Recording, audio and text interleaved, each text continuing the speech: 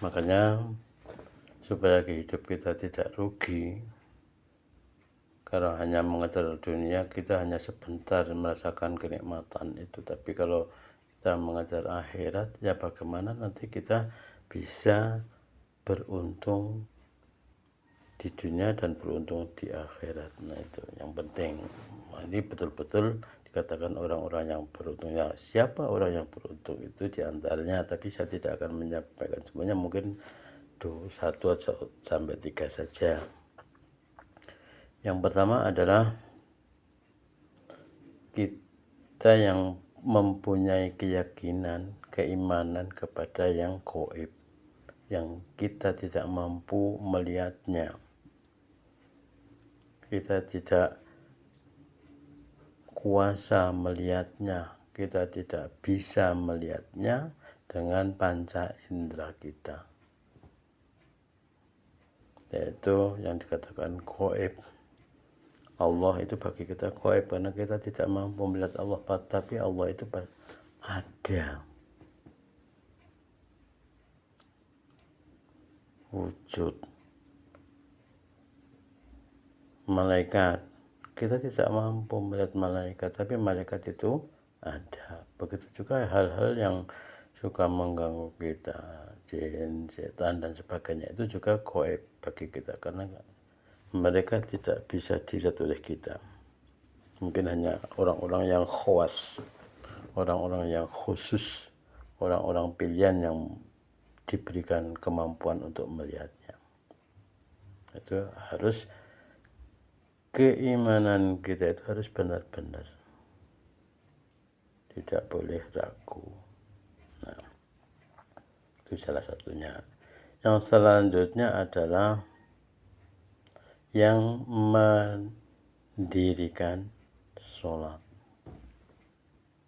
Mendirikan sama menunaikan itu beda tingkatannya.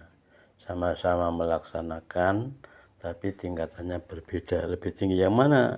Lebih tinggi yang mendirikan. Mendirikan itu betul-betul tahu aturan-aturannya, waktu-waktunya. Nah, tidak sekedar menjalankan kewajiban, tapi betul-betul mempersiapkan sungguh-sungguh, dari persiapan mentalnya, persiapan pakaiannya, persiapan tempat waktunya, itu bacaannya sungguh-sungguh, doanya juga sungguh, itu betul-betul mendirikan.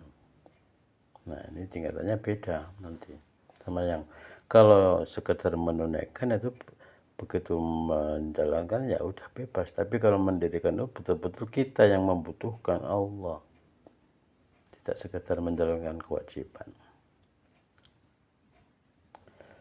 Yang selanjutnya adalah yang dikatakan orang yang beruntung adalah orang yang menafkahkan sebagian rezeki yang Allah berikan kepada kita, menafkahkan sebagian rezeki, jadi memberikan rezeki yang kita terima itu kepada orang yang berhak menerimanya. Ada 8 golongan di sana.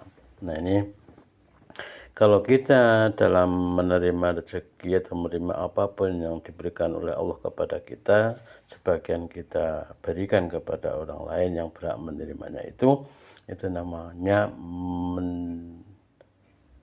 mensedekahkan. Nah itu kalau kita bisa melakukan hal itu, maka kita akan termasuk orang-orang yang beruntung. Dengan catatan memberikannya itu tidak ada embelan apa-apa, tidak ada pengharapan apa-apa kecuali menginginkan keridhaan Allah. Caranya bagaimana? Di dalam memberikan itu jangan sampai ada keinginan dipuji, ada ucapan terima kasih. Itu nggak usah. Yang penting kita memberikan secara ikhlas tanpa mengharapkan apapun kecuali harapan, yaitu ridho Allah Subhanahu wa taala, mengharapkan kasih sayang Allah Subhanahu wa taala, itu yang boleh. Itu kalau kita sudah bisa menjalankan itu, maka kita akan dikatakan orang-orang yang beruntung. Tapi belum cukup sampai di sini. Masih ada beberapa hal yang akan nanti bisa kita sampaikan, tapi tidak saat ini. Nah, itu sekedar beberapa saja yang bisa menggolongkan kita termasuk orang-orang yang beruntung. Beruntung tidak hanya di dunia, tapi beruntung di akhirat. Sebetulnya kalau dijelaskan secara detail itu panjang sekali, tapi sementara itu saja dulu, sekedar mengingatkan khususnya diri saya pribadi, keluarga kami, dan teman-teman semuanya, sekedar pengingat saja bahwa supaya hidup kita tidak rugi, karena di dunia itu hanya sebentar, di akhirat itu selama-lamanya. Kalau sampai kita di akhirat nggak bisa beruntung, alangkah ruginya, karena live forever, the real life is in akhirat. Long life forever, itu yang perlu kita kejar. Untuk itu makanya perlu ilmu, perlu belajar, meningkatkan ilmu, mencari wawasan bagaimana kita harus hidup yang sebenarnya, tujuan kita hidup itu apa, bagaimana mencapainya. Itu disitulah perlunya belajar. Terima kasih, kurang lebih mohon dimaafkan. Wassalamualaikum warahmatullahi wabarakatuh.